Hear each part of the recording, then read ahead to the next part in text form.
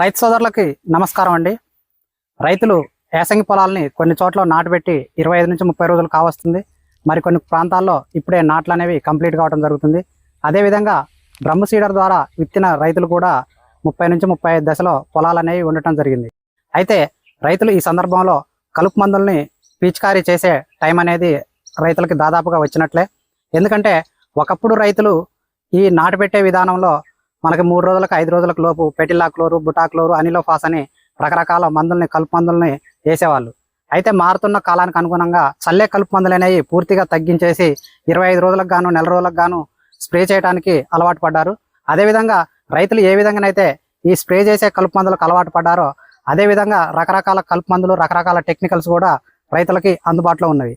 అయితే ఏ టెక్నికల్స్ని ఎలా వాడాలనో, ఏ టైంలో వాడాలనో కొంతమంది రైతులకి అవగాహన లోపం ఉంది. ఎందుకంటే మన పొలంలో ఉన్న కలుపు పక్కోడి పొలంలో ఉండదు. కానీ ఇక్కడ రైతులు ఏం చేస్తారంటే, నేను ఒక రైతుగా ఒక కలుపు మందుని స్ప్రే చేసినట్లయితే నా పక్క రైతులు కూడా అదే కలుపు మందుని స్ప్రే చేస్తున్నారు. అంటే ఇక్కడ ఏమవుతుందంటే మన పొలంలో ఉండే గడ్డి రకాలు వేరు, అవతల వాళ్ళ పొలంలో ఉండే గడ్డి రకాలు వేరు. ఇలా ఏ గడ్డికి ఎలాంటి కలుపు మందులు వాడాలో తెలియక కొంతమంది రైతులు అందరూ ఒకే రకమైన కలుపు మందులు వాడటం వల్ల ఈ కలుపు అనేది సమర్థవంతంగా నివారించబడక కొంత కలుపు అనేది మిగిలిపోతుంది. అయితే రైతులు ఏ గడ్డికి ఎలాంటి కలుపు మందును, ఎలాంటి టెక్నికల్స్ వాడాలనేది మనం ఈ వీడియోలో తెలుసుకోబోతున్నాం. ఎందుకంటే ప్రతి రైతుకి టెక్నికల్స్ మీద అవగాహన ఉండదు. ఎందుకంటే అందరూ ఒకే రకమైన కలుపు మందు కొట్టడం వల్ల ఒకళ్ళ పొలంలోనేమో వంజ ఎక్కువగా ఉంటుంది, ఒకళ్ళ పొలంలోనేమో మన ఆకుజాతి, తీగజాతి ఇలాంటి గడ్డి ఎక్కువగా ఉంటుంది. కొంతమంది పొలాలనేమో తుంగజాతి కలుపు ఎక్కువగా ఉంటుంది. కొంతమంది పొలాలనేమో చిప్పర్ల గడ్డి, మన చిట్టి ఊదా అని చెప్పి ఇలా రకరకాల కలుపు మందులు ఉంటాయి. అంటే మనకి చెరువుల కింద ఒక రకమైన కలుపు ఉంటుంది, చౌక పొలాల్లో ఒక రకమైన కలుపు ఉంటుంది, బాడవ పొలాల్లో ఒక రకమైన కలుపు ఉంటుంది, వరద ప్రాంతాలలో ఉన్న పొలాల్లో ఒక రకమైన కలుపు మందు ఉంటుంది. కాబట్టి ఈ కలుపు మందుల్ని ఏ కలుపుకి ఎలా వాడాలి, ఎలా నివారించాలి, సమర్థవంతంగా మనకు మంచి రిజల్ట్ రావాలంటే మనకి ఎన్ని రకాల టెక్నికల్స్ అందుబాటులో ఉన్నాయో ముందుగా వాటి గురించి తెలుసుకుందాం. ఎందుకంటే మనకి టెక్నికల్స్ అనేది చాలా ఇంపార్టెంట్. ముందుగా మనం రైతులకి కలుపుని నివారించడానికి ఎన్ని రకాల టెక్నికల్స్ అందుబాటులో ఉన్నాయో తెలుసుకుందాం.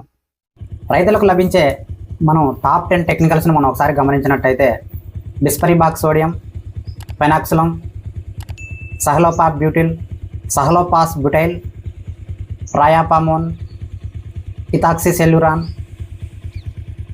ఫెనాక్సాపాఫీ ఇథైల్, ఫ్లోరోఫాక్సిఫెన్ బెంజైల్, బెటాజోన్, అదేవిధంగా ఫైరాజా సొల్యూరాన్ ఇథైల్. ఇలా మనం టాప్ 10 టెక్నికల్స్ని మన రైతులు ఎక్కువగా ఉపయోగిస్తుంటారు. రెండవది, ఏ టెక్నికల్ ఏ కలుపుని నివారిస్తుందో మనం ఒకసారి పరిశీలించినట్లయితే, ఏ టెక్నికల్ ఎలాంటి గడ్డులను నివారిస్తుందో ఒకసారి చూసినట్టయితే డిస్పరిబాక్ సోడియం, ఇది మనందరికీ తెలిసిందే, స్టార్టింగ్లో వచ్చిన కలుపు మందు. ఇది మన వరి పంటలో వచ్చే బొద్దుని, అదేవిధంగా వంజని, చిన్న చిన్న కలుపు జాతి మొక్కల్ని ఇది నివారించగలుగుతుంది.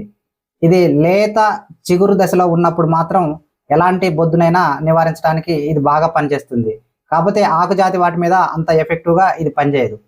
ఇక రెండవది మనం గమనించినట్లయితే ఫెనాక్సిలం, సహలోపాప్ బ్యూటిల్, సహలోపాస్ బ్యూటైల్, అదేవిధంగా ట్రయాపామోన్, ఇథాక్సిసెల్యురాన్. ఈ 4 టెక్నికల్స్ అనేవి ఆకుజాతి మొక్కలని, అదేవిధంగా తీగజాతి మొక్కలని, పిల్లడుగుని, కొన్ని రకాల నీటి మీద తేలియాడే ఆకుజాతి మొక్కల్ని, కొన్ని రకాల అంటే గరక లాంటి వాటిని పెరగనీయకుండా ఆపుతుంది తప్ప సమర్థవంతంగా ఏం చంపదు. ఏ గడ్డి కూడా, ఏ కలుపు మందు కూడా ఈ గరకని 100% నివారించేది లేదు. కాకపోతే గరక పెరుగుదలని ఈ మందులు ఆపు చేస్తాయి, ఈ 4 టెక్నికల్స్ అనేవి.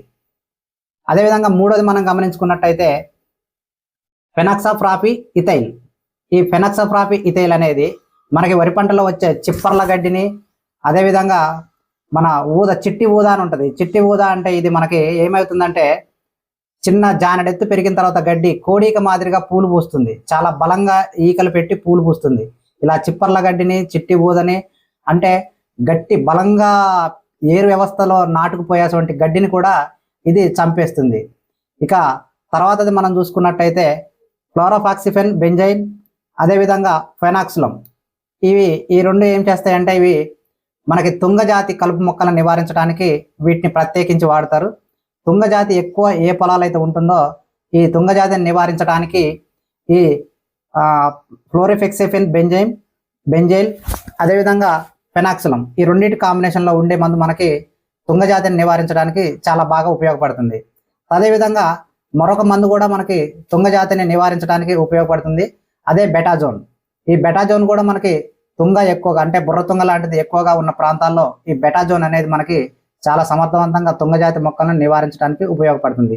అదేవిధంగా మనకి తక్కువ కాస్ట్లో చీప్ అండ్ బెస్ట్లో కూడా మనకి ఇంకొకటి ఉంది, పైరాజోసెల్యూరాన్ ఇథైల్ అనేది కూడా మనకి తుంగజాతి మొక్కలను నివారించడానికి ఇది తక్కువ రేట్లో మనకి దొరుకుతుంది. అంటే మనకి తుంగజాతిని నివారించడానికి సపరేట్ టెక్నికల్స్ ఉన్నాయి, ఆకుజాతిని నివారించడానికి సపరేట్ టెక్నికల్స్ ఉన్నాయి, గడ్డి జాతి మొక్కలను నివారించడానికి సపరేట్ టెక్నికల్స్ ఉన్నాయి. అదేవిధంగా భూమిలో బలంగా నాటుకుపోయే చిప్పర్ల గడ్డి లాంటి వాటిని, అలాగే చిట్టి ఊదలండి అంటే పొలంలో జానడెత్తి పెరిగిన తర్వాత కోడిక మాదిరిగా బలంగా పూలు పూసే గడ్డి అంటే బలమైన గడ్డిని నివారించడానికి కూడా మనకి సపరేట్ టెక్నికల్స్ అనేవి. ఈ టెక్నికల్స్ని మనం మన పంటలో వచ్చే కలుపుల్ని బట్టి మనం పిచికారీ చేసుకున్నట్లయితే మంచి రిజల్ట్ అనేది పొందడానికి అవకాశం ఉంది. ఇది ఫ్రెండ్స్ ఈరోజు వీడియో. ఈ వీడియో మీకు నచ్చినట్లయితే లైక్ చేయండి, షేర్ చేయండి, మన ఛానల్ని తప్పకుండా సబ్స్క్రైబ్ చేసుకోండి. Thank you.